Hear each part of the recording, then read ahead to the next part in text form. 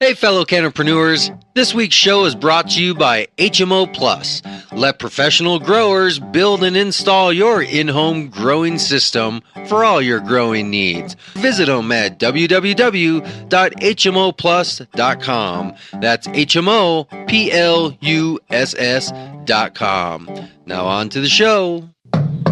Open up, Colorado. It's 420. Time to grind and burn. This is not your son's stoner show.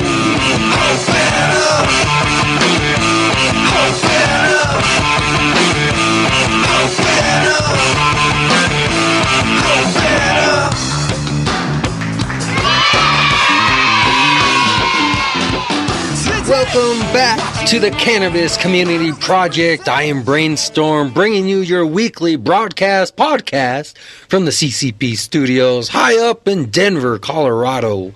Here exploring the business side of the newly emerging Colorado economy, focusing on the business, the patient, the retailer, to the geek in the garage, creating the next innovation in cannabis. We are the first media platform to help fellow cannapreneurs build sustainable business models while living the lifestyle. You can find all of our shows right on the webpage. We are also on iTunes, SoundCloud, Stitcher, YouTube, Spreaker. Get us wherever you can, but I do want to hear from you. So if you have a business, an idea, or just some thoughts that need to be communicated through my channel to the audience out there and all the other fellow cannapreneurs, contact me. I want to hear from you. Let's discuss the issues at the front of the industry. Everything from growing to healthcare, legal issues, technology, and even the lifestyle. You know, things like music, art, food, all those other little industries that are cropping up. Together, we will help each other grow businesses, make money, and grow gardens just to save a little bit of money. Right here on the Cannabis Community Project radio show. Well, let's not waste any time. Let's quickly jump back to last week's short-term memory flashback relapse, just to hear a little bit about last week's show so we don't forget everything we learned. Now, last week's show, we didn't have a guest, unless, of course, you consider myself the guest. It was just me, myself, and I last week, but we did talk about a couple issues, and I want to quickly highlight them before digging into this week's show. So let's quickly relapse back.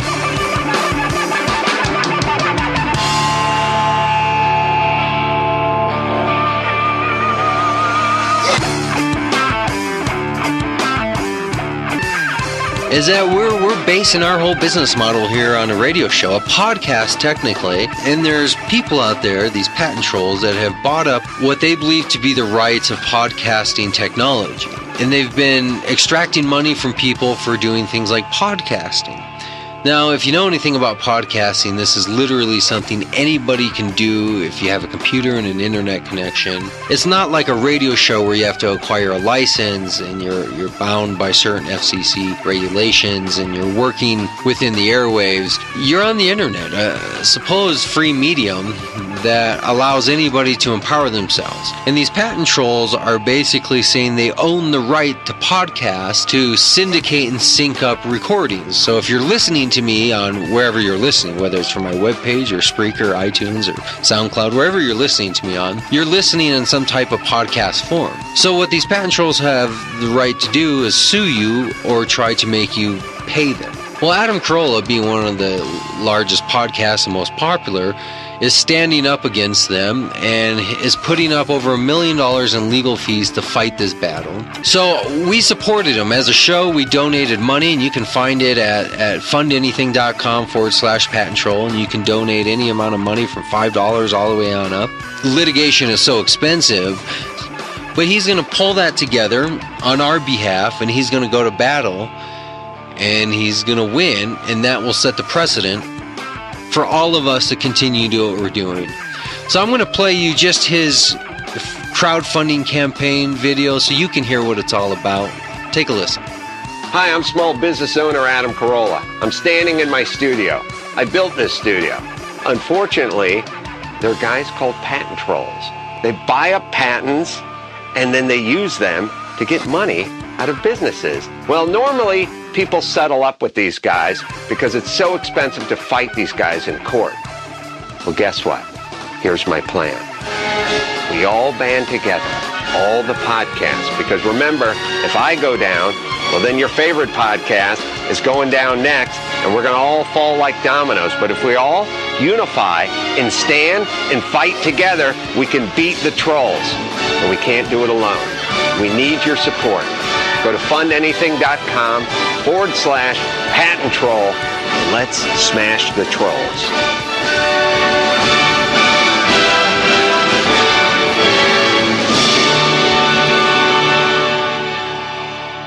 Ever since I was a kid, radio has pretty much been my second brother, my friend. The thing that was always in my ear. Always having your station, whether it was music and then eventually talk stations where you become unknown friends with the host and you know them intimately. I spend most of my life based around podcasting, so this was the natural channel of communication through the internet. So it came together that the Cannabis Community Project is this blend of media and business and entrepreneurship and cannabis.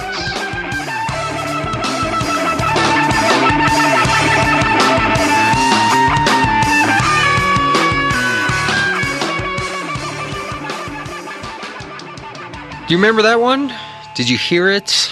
If not, go back and take a listen. It's up there on the website under the link of previous shows. Also, previous shows can be found on any other platform, iTunes, Stitcher, even YouTube. Can you believe that? Even YouTube, I got those audio files uploaded. There's almost no place on the internet where you can't go back and hear it. But it was definitely an episode that everybody should listen to, especially if you're in the digital media world. We're very heavily dependent here on digital media, so talking about Adam Carolla's Fund Anything campaign was an important segment that I felt like we had to do. It was very closely related to our show, even if it wasn't necessarily about cannabis. But what isn't about cannabis nowadays? Everything is cannabis related. It's a community out there. Let's move on now to Twin News, This Week in News. That's right, not by your reporter, your local TV station. No. These are all your local crowdsourced individuals out there who are putting their Facebook, their Reddit, their Twitter, their Tumblr, everything they can find about cannabis. We sift through it, we consolidate it, and we bring you what we think is the most relevant and pertinent to our show. It's just the best of social media news. So we're just piggybacking off of everybody else's attempt to be a news channel also. Let's take a listen this week in news.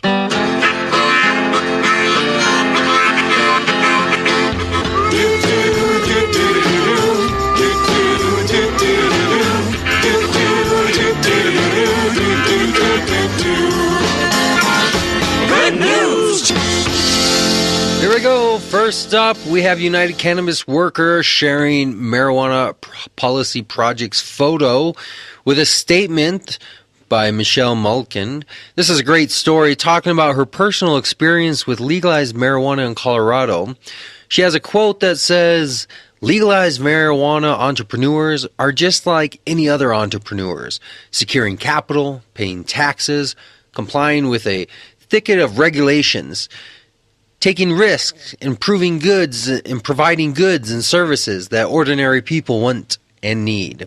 Michelle Mulkin, conservative author and columnist at townhall.com on March 26, 2014, said that.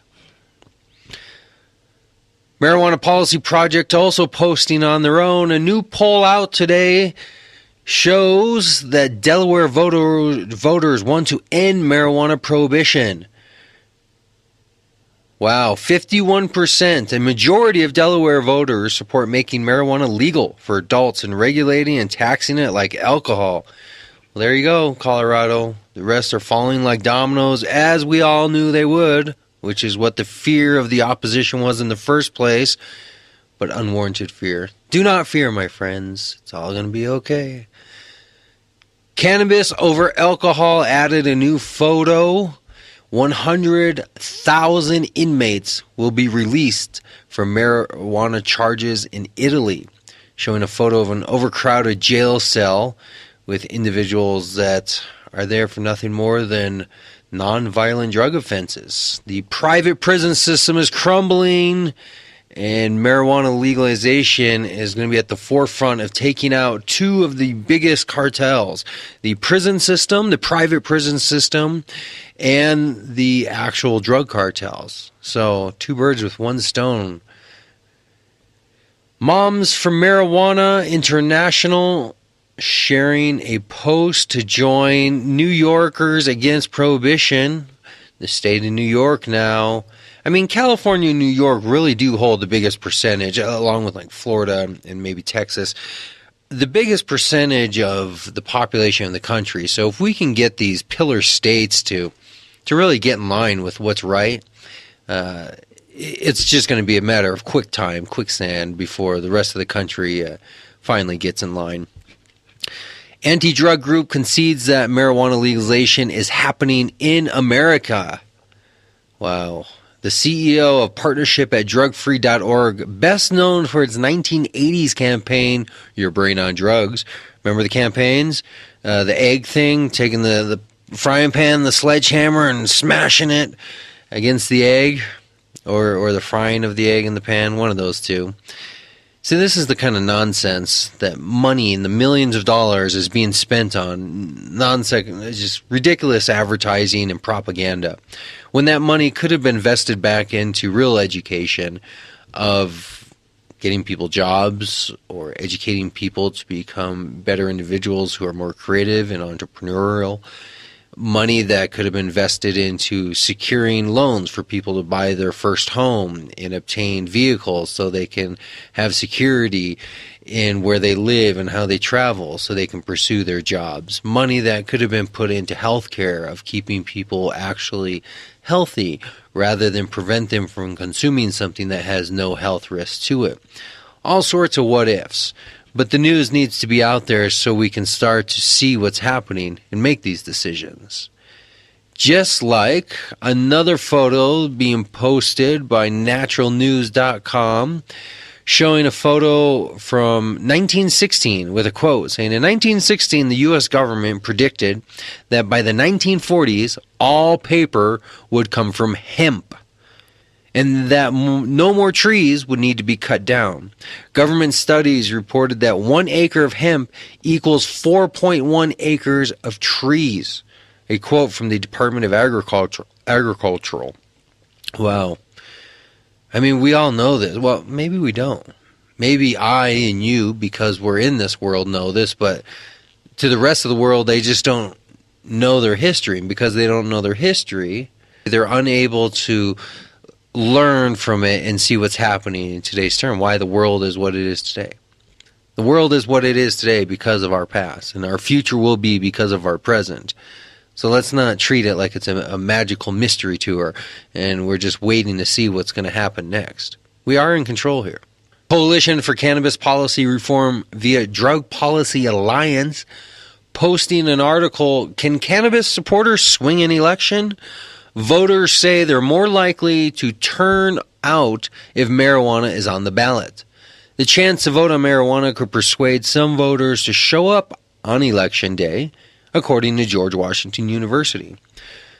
Well, there you go. I mean, whatever you need to be impassioned about. So if a war around the world and sending troops off to be killed and to kill others over questionable terms doesn't get you into action, but having cannabis legalized does, then be it. Whatever it is, just get off the couch and be active. Be an activist. Requires being active. Oregon Cannabis News showing Ron Paul's channel, which has a photo with the title, This is Terrorism. Terrorism. And it shows a photo of a SWAT team kicking in the door with one of those metal, whatever those big poles are that bashes in a door. And the sheriff's deputies are basically doing this for another drug warrant. How long do we really have to allow hit teams of people to kick in doors, rip baby out of mama's arm, shoot daddy because he thinks somebody's breaking into his home, and goes for a weapon, justifiably. What would you do if you were in your home and somebody started kicking your door in? How long are we going to allow this to happen before we finally put a stop to it? Now, the reason I think we all know why it has happened up to this point is because they're only doing it to people who are unable to fight back. I think by definition that makes you at least a bully.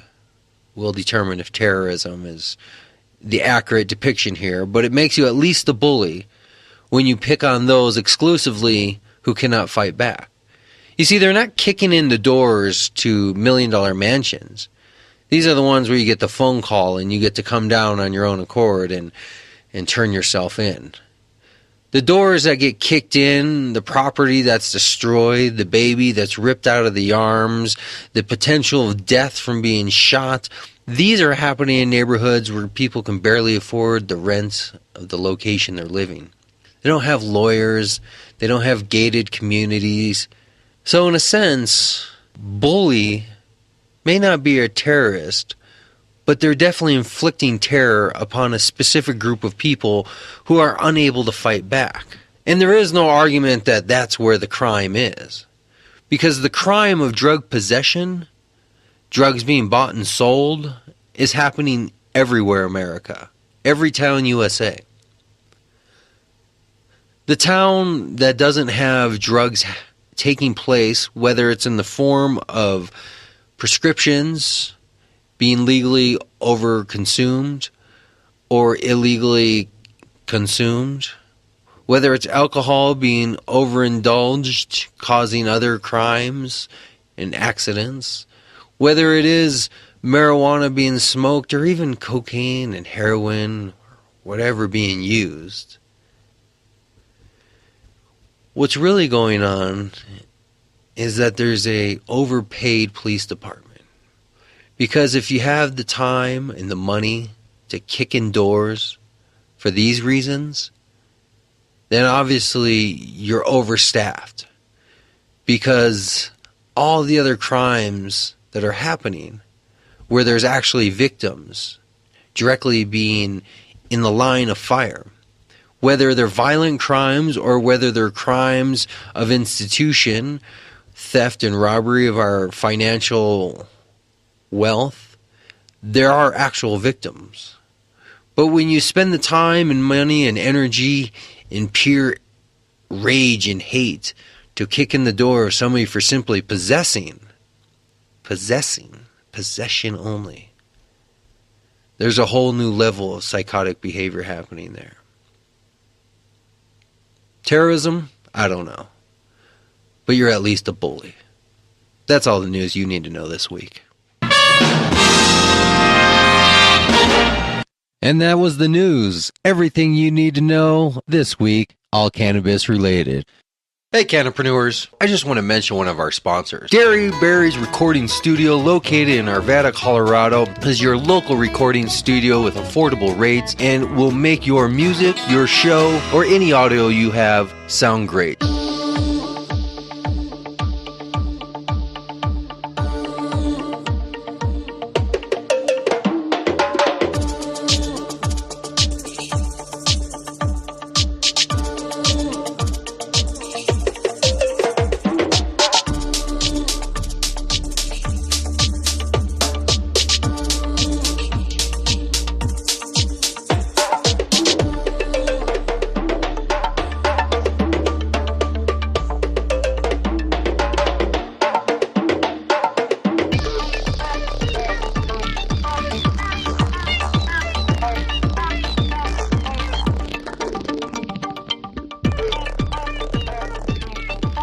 Are you ready for this week's Musicpreneur episode? We have another one. If you remember the first one we did with Hannah Samano, or maybe you didn't hear it, go back and take a listen. I believe it's show number 5. Hannah Samano, Musicpreneur. Here's another one. This one is with Ether. Ether is a local artist here in Denver, Colorado. And we're going to speak with him about all the same Cannabis Community Project questionnaire. We're going to talk to him about how he survives as an artist, as a musician, how he goes about his creativity, plans for the future, and how it all fits into cannabis. So sit back, put in the earbuds, and if you're a musician, you might want to open the ear and take some notes, because you might be in the same spot right now, deciding, what am I going to do? Am I going to take that job offer, the one that pays, $12, $15 an hour, that sounds like a good, stable living? Or am I going to go full time and be a musician? That's the same question that growers and dispensary owners are being faced with right now in Colorado. Do I take the risk? Do I take the jump, the leap of faith? Do I put in the investment, the money? Well, these are non-traditional paths. So you don't have the handbook necessarily laid out, and there isn't a lot of easy answers. But if you believe in yourself and you know what you're doing is something that is of value and something that you can be at peace with, well, you don't have to be selling out stadiums around the world. You just need to make a living like anybody else. You need to make, 50, 60, 70 grand a year? I mean, if you could make $65,000 a year playing music, regular, throughout the week, would you do that? Or would you go sit in a cubicle somewhere and, do receivables or cashiering somewhere, ringing up orders, waitressing, or I guess waitering also. I don't mean to be gender biased about that. But whatever it is, if you could make $20, $30 an hour growing a garden, painting a picture, inventing some gadget that you're working on in the garage right now, would you accept it? Or would it have to be an all or none? Would it have to be rock star, superstar millionaire, or nothing? Or are you striving for a realistic world? See, a lot of times people get caught up in this idea of, well, I'm a musician, so I guess the end goal here is to have this big record contract where I'm making millions of dollars, traveling the world. Oh, okay. So your end goal is to be famous and wealthy. Okay, I thought your end goal was to be a musician. Right? I hear this from people with the long, sad, lost sports dream. Well, if it's not quarterback or playing for the NFL, it's nothing. All or nothing. Oh, okay. I thought you just wanted to be involved in sports. I thought you just wanted to be an artist. I thought you just wanted to build stuff. I thought you just wanted to play music. These are the questions we're trying to get at with these episodes of the Musicpreneur, and that's how they fit in this community of the Cannabis Community Project. Let's get Ether's perspective on it and hear what he has to say. So put those earbuds back in and let's take a listen.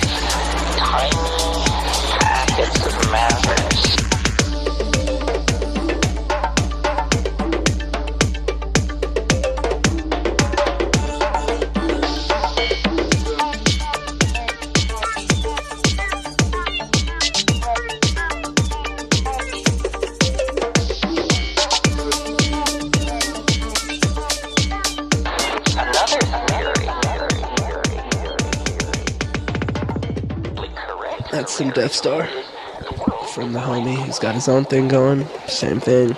Growing on his own, yep.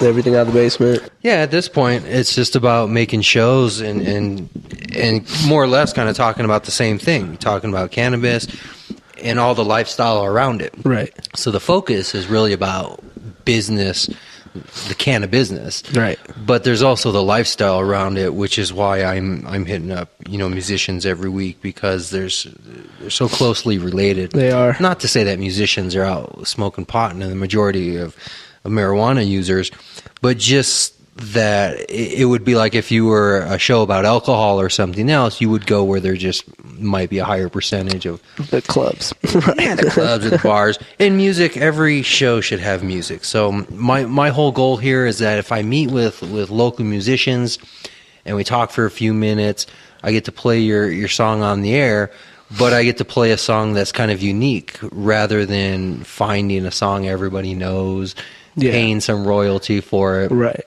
Which I guess is cool if you're that kind of, if you want to be a radio station. Yeah. But this isn't a radio station. This is a podcast. Yeah. And we're not trying to be a radio station. So I want to find unique, original music and talk to local artists, preferably unsigned, because I don't want to deal with a lot of managers and stuff and contracts, but local artists where I can just hear about what's going on in Denver. Right. Because if there's two things Colorado's known for, it's obviously cannabis now. But the music scene, the artist media involving everything from like TV, radio, movies, graphic design. Exactly. So it's not just about the music scene. Colorado, from Boulder all the way down to Colorado Springs, is really becoming known as a media technology artist hub. Definitely. Because there's so many artists here, and in Colorado and Boulder are known for all the musicians. And now with the cannabis, I think we're going to have a unique blend of people coming to this state where the cannabis is just going to make some unique music, not stoner music, just unique music of the fact that we're going to draw so many outsiders into. It'll be a lot of new views affecting it, especially with tourism and people coming through, and everything from as simple as the prices and it becoming legalized. That affected a lot of people. That affected everyone out here who's been growing before it became legal. Their prices was everything. That's what most people were waiting to see. If you're like me, we were waiting to see. Okay, so we're still waiting to see. We're still in that stage of what's going to happen. Now, are you a grower? Or are you just a musician? I'm a musician, and I am just a weed connoisseur. I like to say, because all I do is music and herb. Okay, so how long have you been in the Denver area? I was born here, so Denver, and then I grew up in New Mexico, came back out here at like 13. What part of New Mexico? Everywhere from Albuquerque to Los Lunas, all the mostly country parts besides Albuquerque, Santa Fe, Socorro. I got family all out there. Yeah, I spent a short time, about 5 years in Farmington, and a little bit in Shiprock when I was real young. Yeah. So I have a little bit of New Mexico. It's a good wild place out there. It's not too bad. It's a lot of fun stuff to do out there if you got ATVs and land. Well, you mentioned that you were really into heavy metal. Yeah, New Mexico is actually a good place to go if that's your genre of music. Definitely. Without really going too far off into that path, there's just a good demographic of people who really like that type of music in the area. I don't know what it is. It's just a good place to go. Yeah, it's definitely out there. The rock scene is thriving out there. Are you here in Denver as a musician? Is this your main gig? This is that's why I'm actually out here, staying out here, is because the music scene out here is just too vibrant for me to leave it. It's got all the opportunities I need, all the people. It's mostly, I'm motivated mostly by our fellow local musicians out here who are unsigned and who are also really, really good, who I've been working with and getting to see them playing shows and move up and get success, as well as, me playing shows and stuff like that, so it's really cool. Well, I guess we should mention who you are before we get too far into talking about what you think is going on with the music scene. I am Paul Candelaria, that's my name, and Ether is what I go under for electronic music. That's what I'm known for that. I also, like I said, I go all over with the music thing, so I do hip-hop, and under hip-hop I'll do Funky Fresh will be my name for that, Now, can I ask you a few questions that may seem obvious, but because that's not exactly the world I come from, so there's a lot of stuff I don't know about, but there's a lot of people who are going to be listening who probably aren't going to understand the differences of music. So can you explain a little bit more what it actually means, of what would people be able to closely relate your music to so they can get an idea what it means? Are you up on a stage with instruments?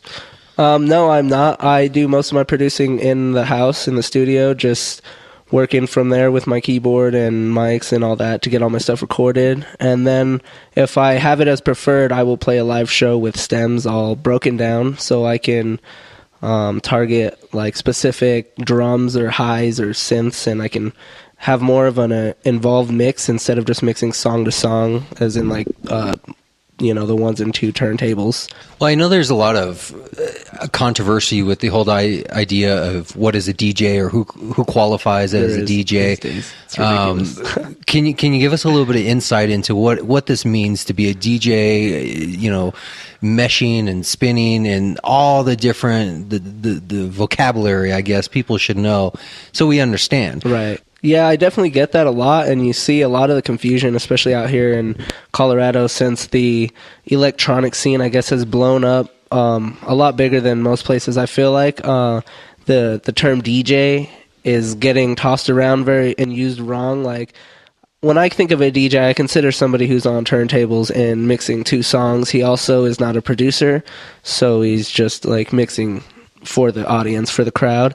When mixing in the sense of taking two known songs, right. Not creating anything original, just taking two known songs and then meshing them together to give them their own feel into some type of danceable live performance. Exactly. So that's DJing? That would be what I consider DJing, yeah. Okay, so DJing is more than about a live performance, about capturing the moment of just what's... I mean, it is. I think it's actually a lot.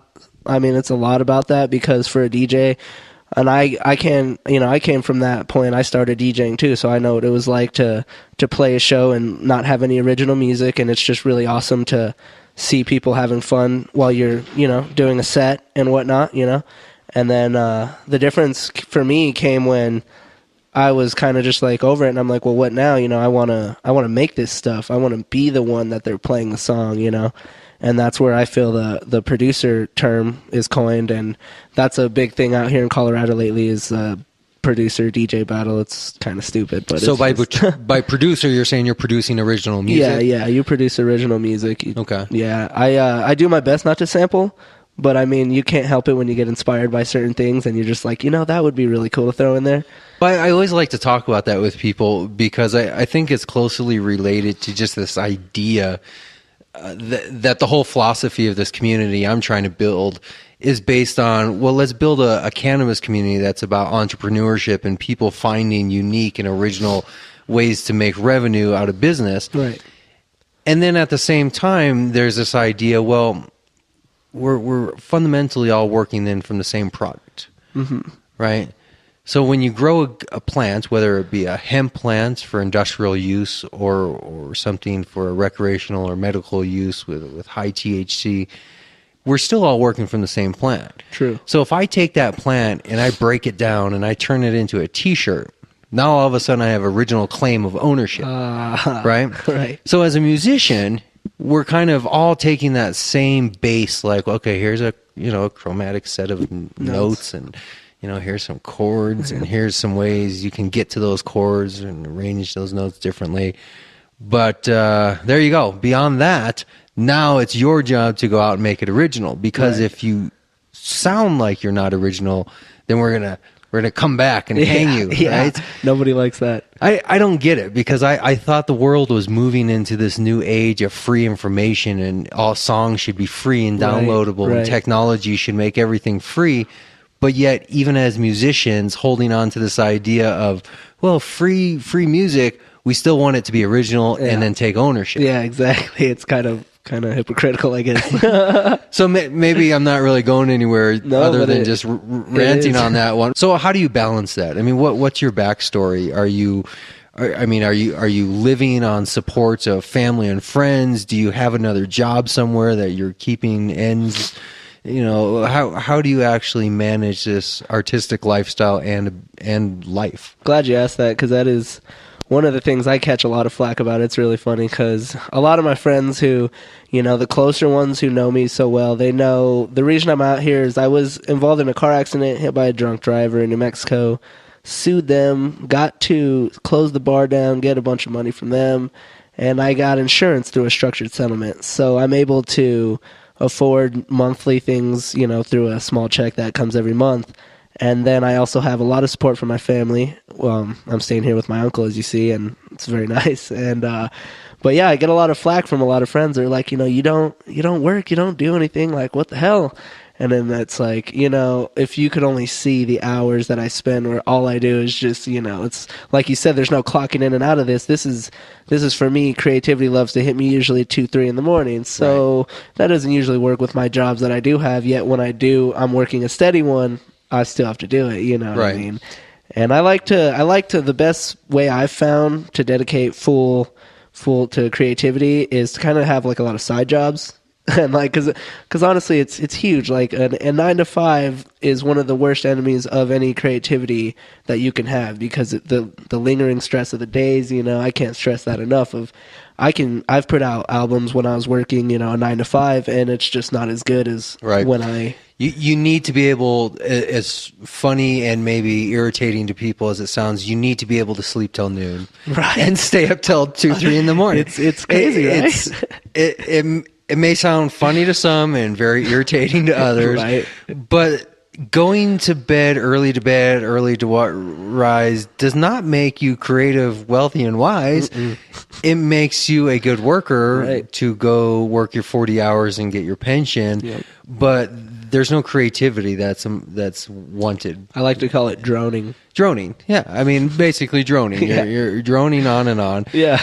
So, I mean, this is why I really like talking to musicians, because I think a musician is the closest industry that somebody can look at and say, well, this is how canopreneurs need to follow it.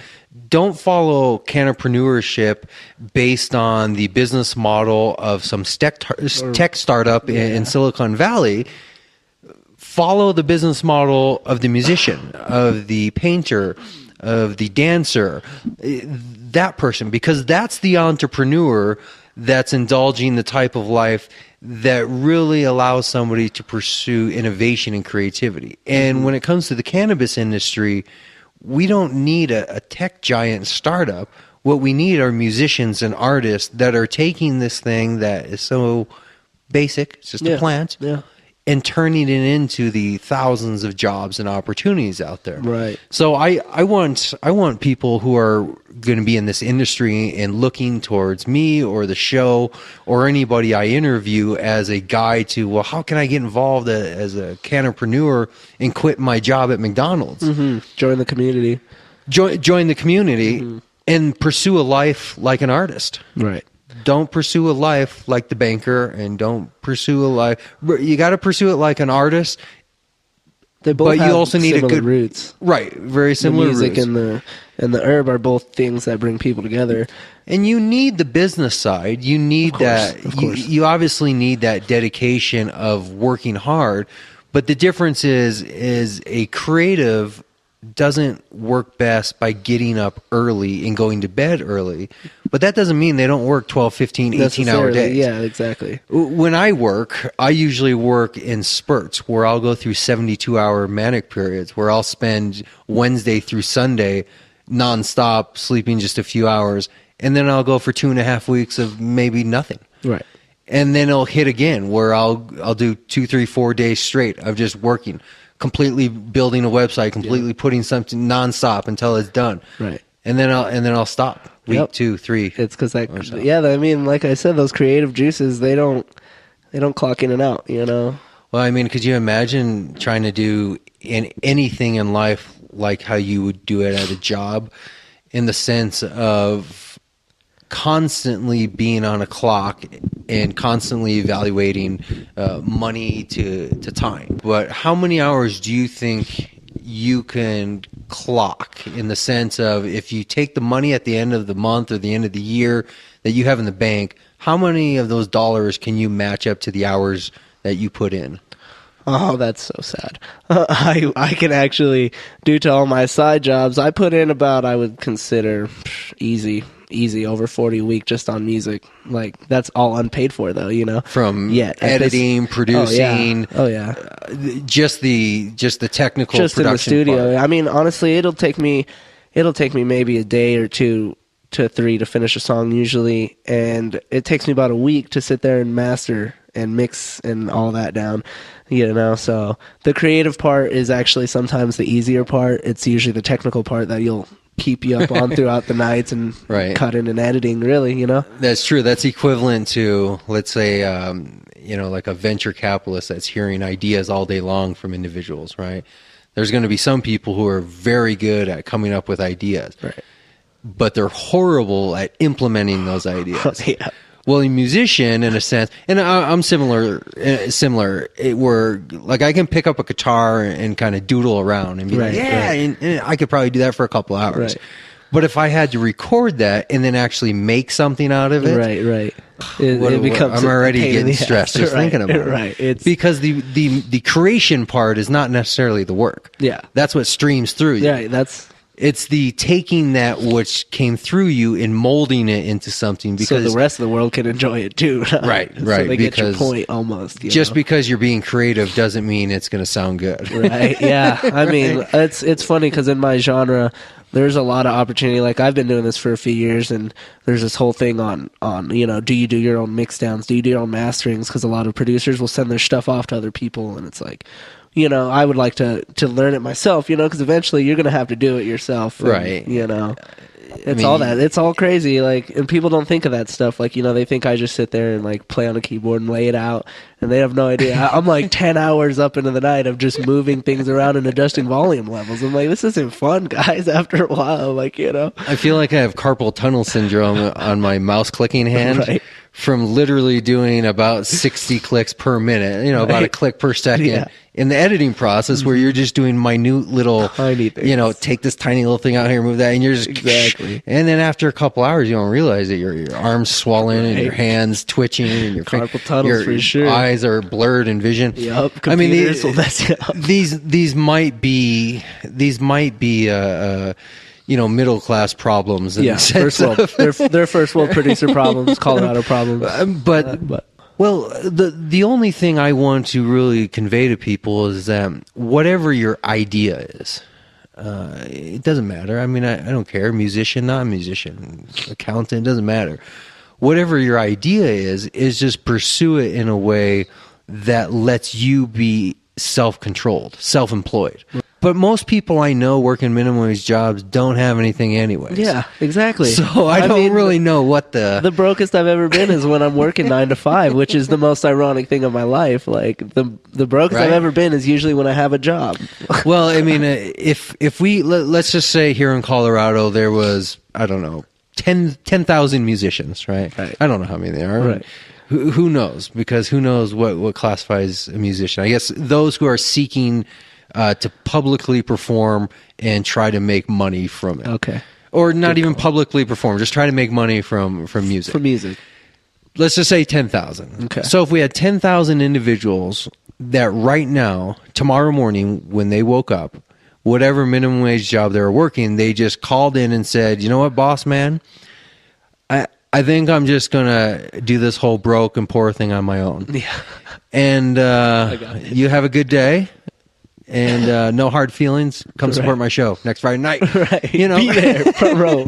I got tickets. Because the boss man wants to do the same thing. Because the boss man is nothing more than you 10 years later. It's true. Right? It's true. He just didn't find his way out. He didn't find his way out. Yeah. So now he's just making slightly more money. Right. But he's 20 times more in debt. Yep. And 30 times more ingrained in that lifestyle. The company, yeah. So how do you, I mean, give me something more technical. So somebody right now is at home, let's say they're maybe 18, 19, and they got a couple songs that they piece together, and they're getting their courage up to maybe do an open mic, and they're getting ready to graduate high school, so now they have to make this choice about what to do with their life, go to school.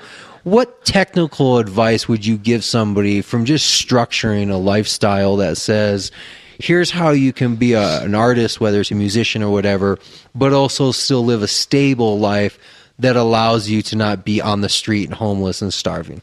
I would say really just, if you're that young, you got to keep your eye on, there's a lot of opportunities when you're that young for jobs. I swear that was the time where I wish I looked back and got one of those jobs I stuck with instead of kind of just bouncing around like I did.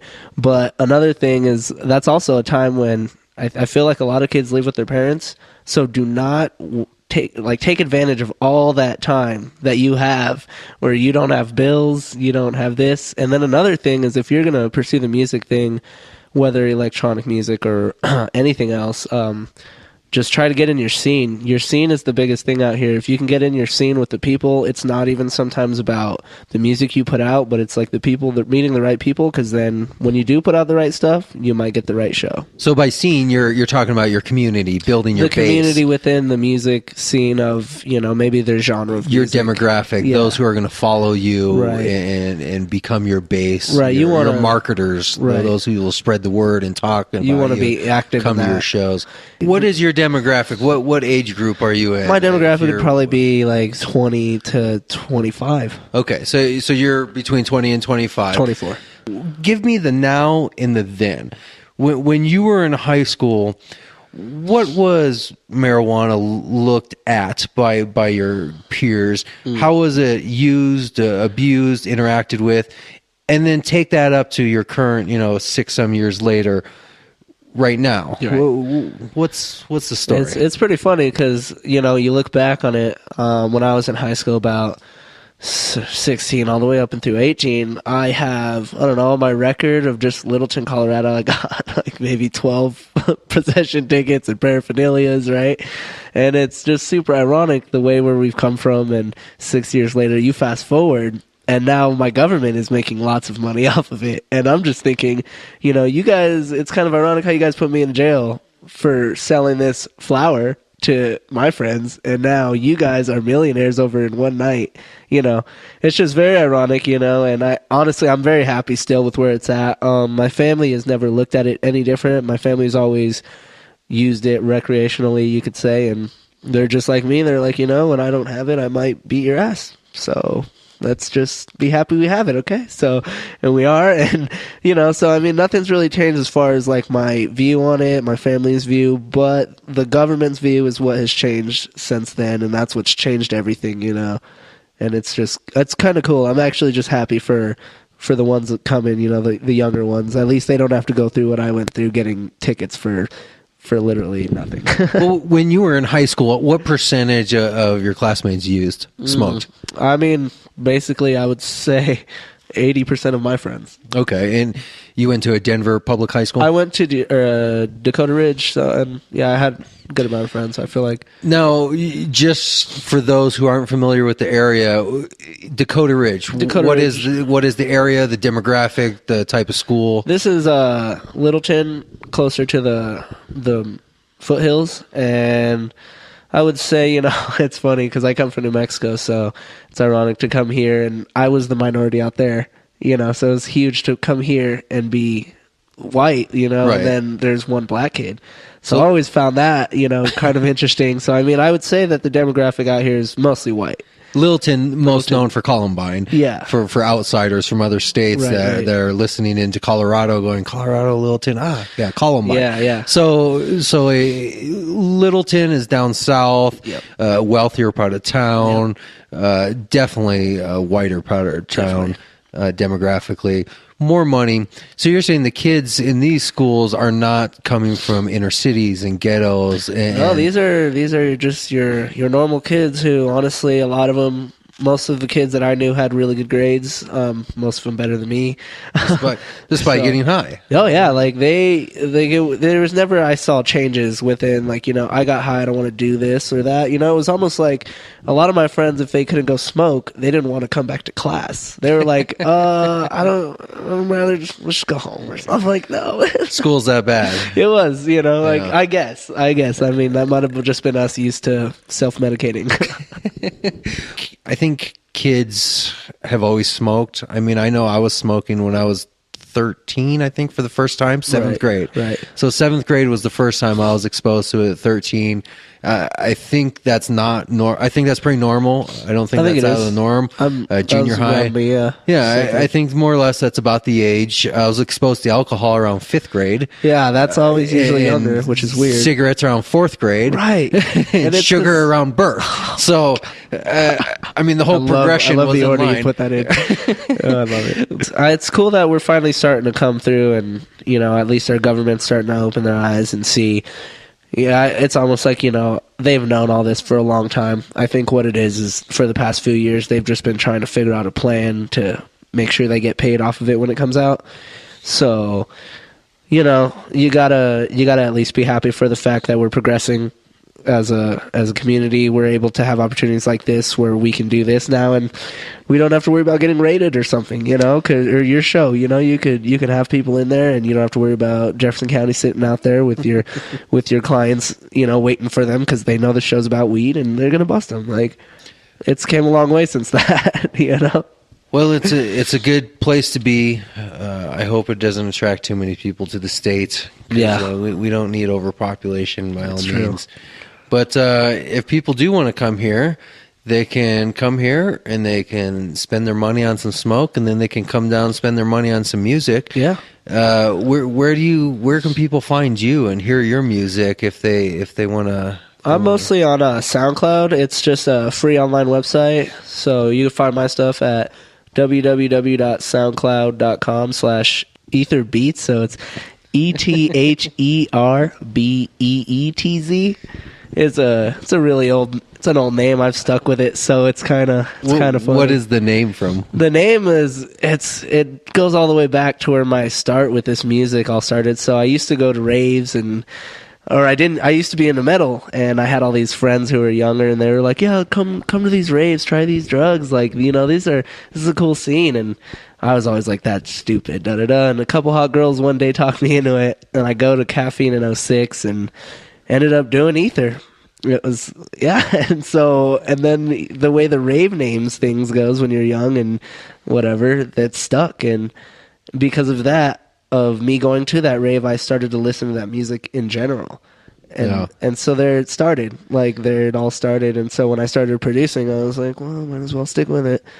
And so now Ether being 6 years later, it's like deadly and dangerous chemical is also the main component in things like methamphetamine and other types of stimulants. So they can find you on SoundCloud. Do you have any Facebooks or anything that they can follow you on websites? I got a Facebook page. It is actually Official Ether Music, dots in between all those.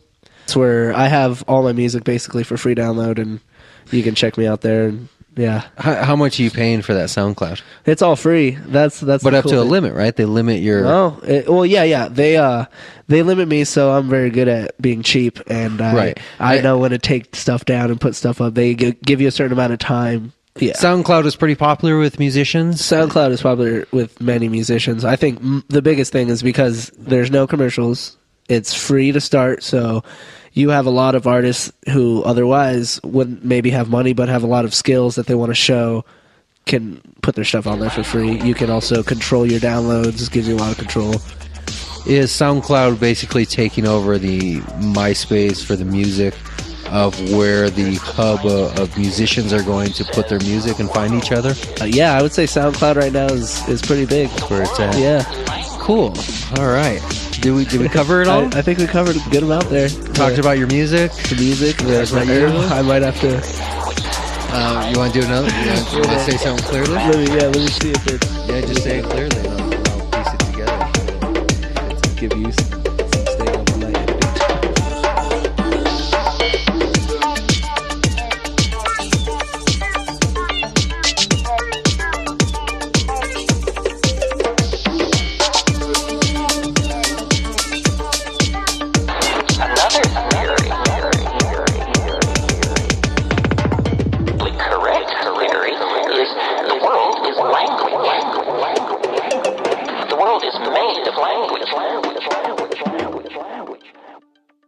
Well, there you have it. Another successful episode of the Musicpreneur.